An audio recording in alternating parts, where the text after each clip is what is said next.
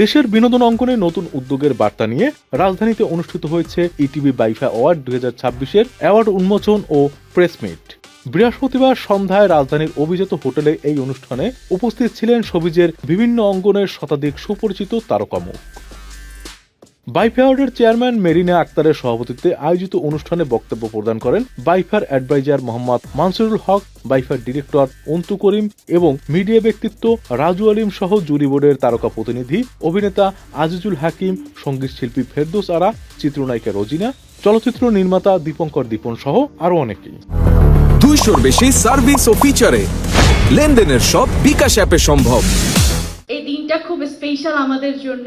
আজকেই আসলে এত আড়ম্বরভাবে আপনারা এখানে আমাদেরকে জয়েন করেছেন, সত্যি মনে হচ্ছে যে বাইফা সাকসেসফুল, আলহামদুলিল্লাহ। আমরা সর্বোচ্চ গুণগত মান এবং সর্বোচ্চ কোয়ালিটি আমরা মেনটেন করব এই বাইফার সমস্ত ক্যাটাগরিকে নির্বাচন করার ক্ষেত্রে। বাইফার যে পঞ্চম আসর আমরা করতে যাচ্ছি 8ই মেতে, এবং 29টি ক্যাটাগরিতে যে আমরা নির্বাচন করব, এখানে সর্বোচ্চ কোয়ালিটি মেনটেন করব।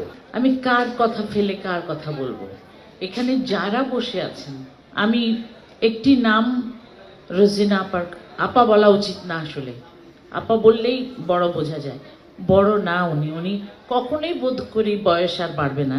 বাইফা অনুষ্ঠান যখন থেকে শুরু হয়েছে প্রথম থেকে কিন্তু আমি জুরি বোর্ডে ছিলাম, আর যতদিন এই বাইফা অনুষ্ঠান হবে, আমি যদি বেঁচে থাকি, আমি বাইফা অনুষ্ঠানের সাথে থাকবো ইনশাআল্লাহ। আমাকে একজন জুরি হিসেবে এখানে দায়িত্ব পালন করবার জন্য দায়িত্ব দেওয়া হয়েছে এবং চিফ জুরি হিসেবে দায়িত্ব পালন করবার দায়িত্ব দিয়েছেন, এবং আমার সঙ্গে যারা আছেন, যারা জুরি হিসেবে আছেন, প্রত্যেকেই খুব দায়িত্বশীল এবং যার যার ক্ষেত্রে খুব স্বমহিমায় উজ্জ্বল। যারা এখানে যুক্ত থাকেন তাদের প্রত্যেকের মধ্যে একটা অদ্ভুত আন্তরিকতা কাজ করে। তারা প্রত্যেকটা সেক্টরে চেষ্টা করেন একটা পুঙ্খানুপুঙ্খ একটি পূর্ণাঙ্গ অনুষ্ঠান, একটি মূল্যায়ন সবার সামনে হাজির করার। বাইফার সাথে ছিলাম, আছি, স্বপন ডাকলেও আছি, না ডাকলেও আছি, কিন্তু আমি চাই যে স্বপন বড় হোক, স্বপনের বাইফা আমাদের বাইফা। যে ক্যাটাগরিগুলো আছে, এই ক্যাটাগরিগুলোর মধ্যে আমরা এবার কন্টেন্ট ক্রিয়েশনকে আমাদের একটা ফিক্সড ক্যাটাগরি হিসেবে ইনক্লুড করেছি। এজন্য জোরে একটা করতালি চাই আমি সবার কাছ থেকে।